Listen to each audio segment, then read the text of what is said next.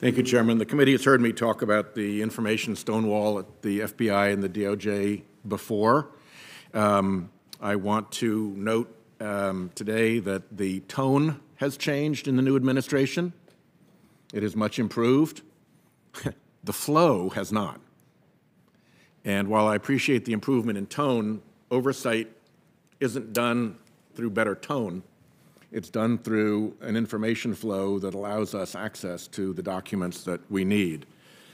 Back in March, I sent a letter asking for information in 4 different areas, and that was March 11th. We've been now through April 11th, May 11th, June 11th, and I would have thought that there could have been a really easy answer, which is, yes, Senator, reserving our privileges, we'll show you what you need, and here's your point of contact on that matter to work through your requests to your satisfaction. I don't know why that isn't the easy and obvious answer. So we continue to press.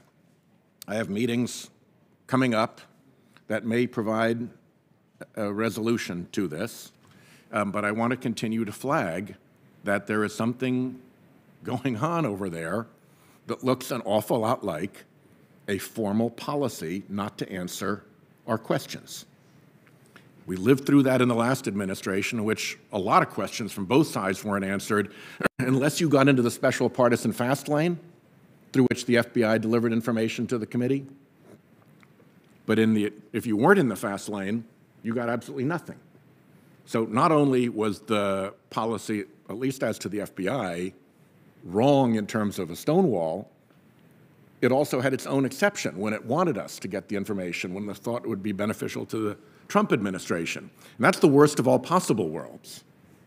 So I look forward to trying to get to the bottom of this, and I hope it serves the interests of the entire committee if we can get to the bottom of this and arrange a protocol with the Department of Justice and the FBI that allows us to get answers to questions that have now been pending, in some cases, for years. We're now being told that we can't get answers to some things because they stonewalled us for so long, so successfully, that there's now a new Congress. And they won't go back and answer questions from a previous Congress.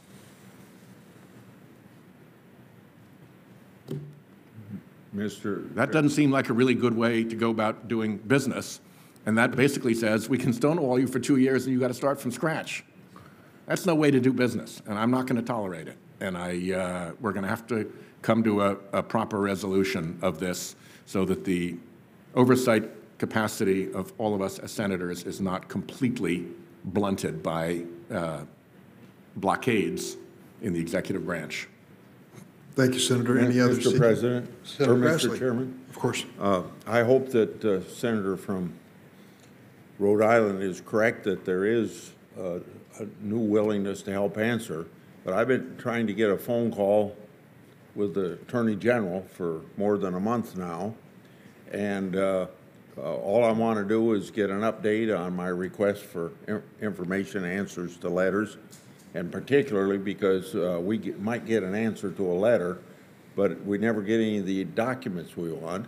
And then even in the previous administration, I've tried to get an answer from the FBI Director Wray on why I had a debriefing on something that Senator Johnson and I was working on, and we found out that at least we think that debriefing to tell us things that we already knew was just a setup so somebody could leak something to the press and then have Democrats accuse us of being part of some conspiracy to have things that I've spoke on this 4 or 5 times on the floor of the United States Senate, just how wrong some of you folks on the other side, I don't think any of you are on this committee that I'm talking about, but some of the people on the other side were so wrong about what we were up to.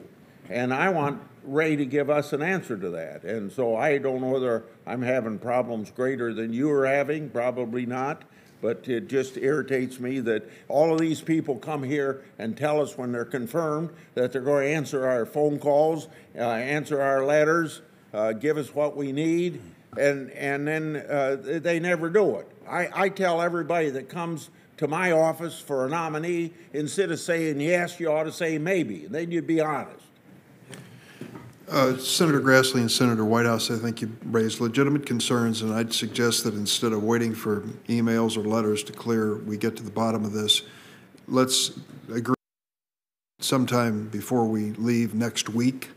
We will try to create a phone conference conversation with the Attorney General and the head of the FBI to address this issue.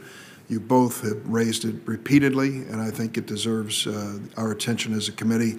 I invite any other members who want to be part of it to join in that. Mr. Chairman, if I could flag one thing on that.